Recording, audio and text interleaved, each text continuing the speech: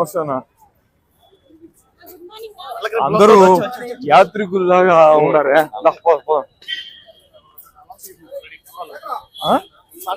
Alert అయినారా? ఎక్కడ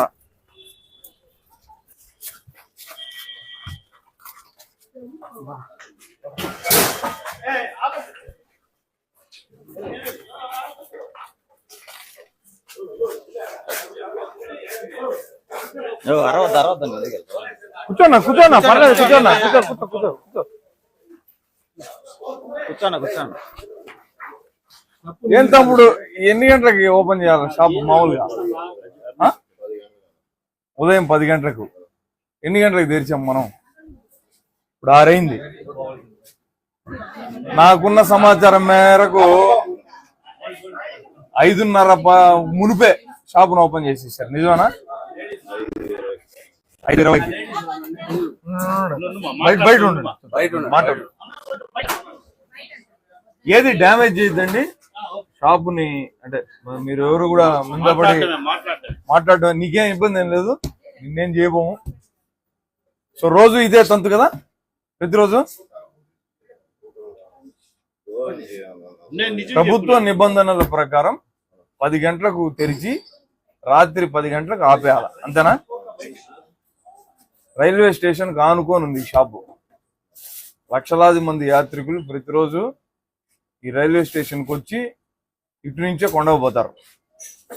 ఈ షాపును literally అయితే దిగినటువంటి యాత్రికులందరూ ఈ సందుని దాటే పోవాలా. మొత్తం అందరూ చూసే పోతారు తంతునంతా కూడా. నిజమేనా? ఎవరు ఎక్సైజ్ వాళ్ళు కానీ అబ్జెక్ట్ చేసింది కానీ ఇలాంటివి ఏం జరగలే, రారు, అంతే కదా? మామూలు ఇస్తున్నారు వాళ్ళు, ఎందుకు వస్తారు?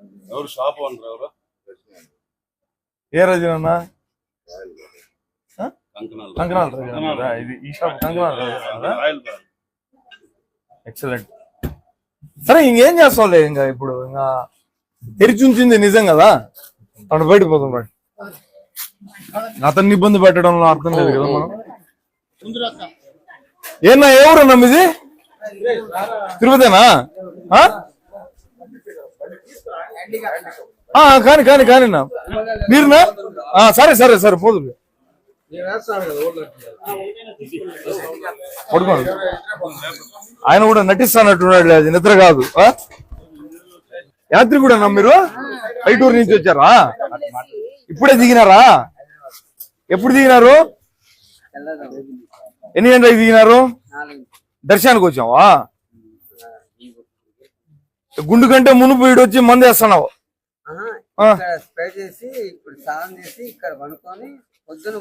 యాడా? మా వైన్ షాప్ లోనా?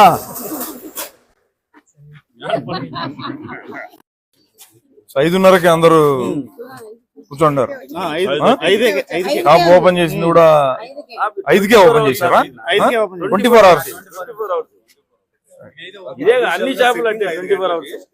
పవిత్ర పుణ్యక్షేత్రమైనటువంటి తిరుపతి నగరాన్ని మద్యం పూర్తిగా ముంచేస్తుంది. బడులు గుడులు తెరుచుకునే కంటే మునిపే మద్యం షాపులు ఓపెన్ అవుతున్నాయి.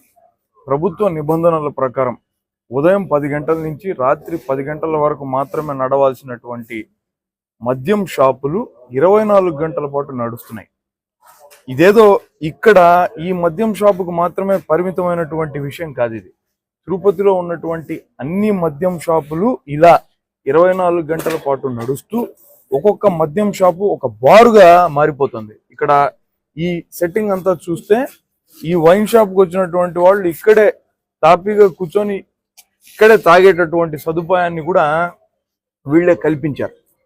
అంటే ప్రభుత్వంలోకి వచ్చిన తర్వాత సంపదను సృష్టిస్తాము, రాష్ట్రాన్ని అభివృద్ధి చేస్తామని చెప్పేటటువంటి కూటమి పార్టీ నాయకత్వం, మరి ముఖ్యంగా చంద్రబాబు నాయుడు గారు మద్యం ద్వారా సంపదను సృష్టించి తద్వారా రాష్ట్ర ప్రజల కుటుంబాలను ఛిద్రం చేస్తున్నారు. స్కూల్ పిల్లలు స్కూల్కి వెళ్ళాలంటే కనీసం 2-3 మద్యం షాపులను దాటాల్సినటువంటి పరిస్థితి ఏర్పడుతుంది. మొత్తం సమాజానికంతా కూడా ఇదొక ఇబ్బందికరమైనటువంటి వాతావరణం ఈరోజు రాష్ట్రంలో తలెత్తింది. పైగా ఈ నిజాలను కప్పిపుచ్చుతూ, అంటే మద్యం షాపులు విచ్చలవిడిగా మద్యాన్ని అమ్మేటటువంటి సాంప్రదాయాన్ని ప్రోత్సహిస్తున్నటువంటి ప్రభుత్వం దీనిని దృష్టి పక్కదారి పట్టించేటట్టుగా వైఎస్ఆర్ కాంగ్రెస్ పార్టీ మద్యం కుంభకోణానికి పాల్పడిందని, లేనటువంటి విషయాన్ని పెద్దది చేసి రాజకీయ కక్షల్లో భాగంగా అరెస్టులు చేసి క్షేత్రస్థాయిలో నిజాలను దాచిపెట్టేటటువంటి ప్రయత్నం చేస్తుంది తెలుగుదేశం పార్టీ ప్రభుత్వం. కానీ నిజాలు వెలుగులోకి వస్తాయి. మీరు చేస్తున్నటువంటి దారుణం ఇది. ఇక్కడ తిరుపతిలోనే పరిస్థితి ఇలా ఉంటే రాష్ట్రంలో మిగతా మద్యం షాపుల పరిస్థితి ఏ విధంగా ఉంటుందో ఒక్కసారి నేను ప్రజల ఊహకే వదిలేస్తున్నాను. పైగా మనం ఉన్నటువంటి ఈ మద్యం షాపు తిరుపతి రైల్వే స్టేషన్ కి ఆనుకొని ఉన్నటువంటి మద్యం షాపు. మీరు అక్కడ చూస్తున్నటువంటిది మనకు రైల్వే దీని ఫుట్ ఓవర్ బ్రిడ్జ్, అది రైల్వే స్టేషన్ లో ఉన్నటువంటిది. అంటే రైల్వే స్టేషన్ నుంచి వచ్చినటువంటి యాత్రికులు చూసేటటువంటి మొట్టమొదటి దృశ్యం ఇక్కడ తాగుబోతులు కూర్చొని మద్యం తాగుతూ ఉండడం.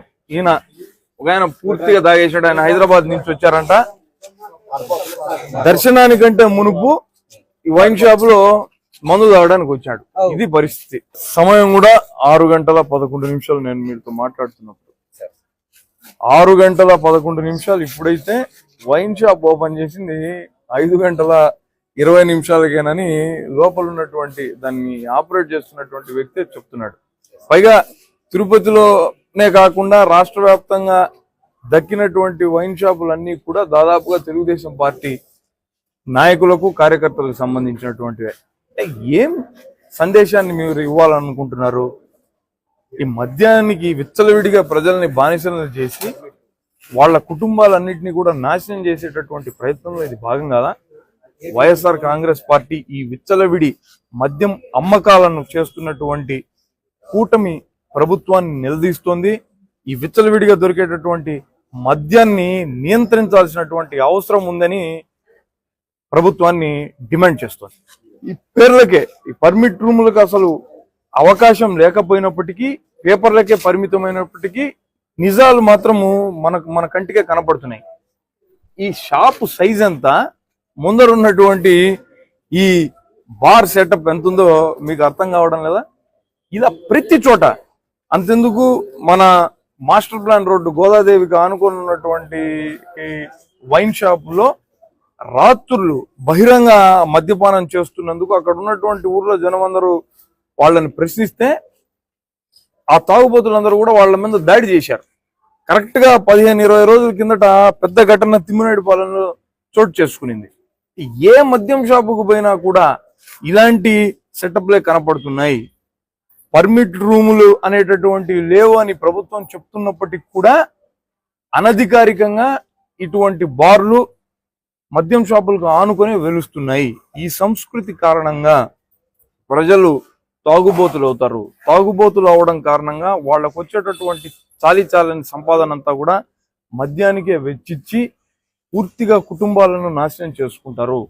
ఈ పరిస్థితి ఉండకూడదన్న ఉద్దేశంతోనే, నిజాలను ప్రజలకు తెలియజెప్పాలన్నటువంటి ఉద్దేశంతోనే ప్రభుత్వాన్ని పద్ధతి మార్చుకోండి అని చెప్పడం కోసమే ప్రతిపక్ష పార్టీ అయినటువంటి వైఎస్ఆర్ కాంగ్రెస్ పార్టీ ఈ వైన్ షాపుల్లో జరుగుతున్నటువంటి తతంగాన్నంతా కూడా వెలుగులోకి తెచ్చింది. ఉద్యోగాలు లేవు, ఉద్యోగాలు లేవు.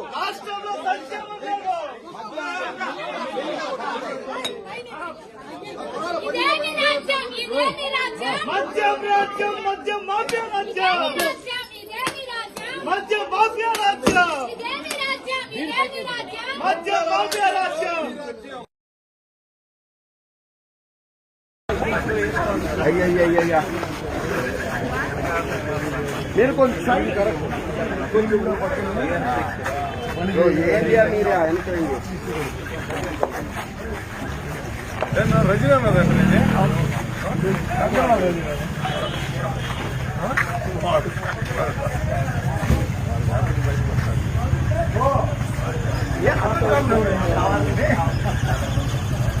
చదివా అవర్ ఉంటుందండి మన దాని తర్వాత ఏం ఉండేది ఏం లేదు కదా. అంతేనా నిద్రావస్థలో నుంచి వచ్చినాడు పాపం.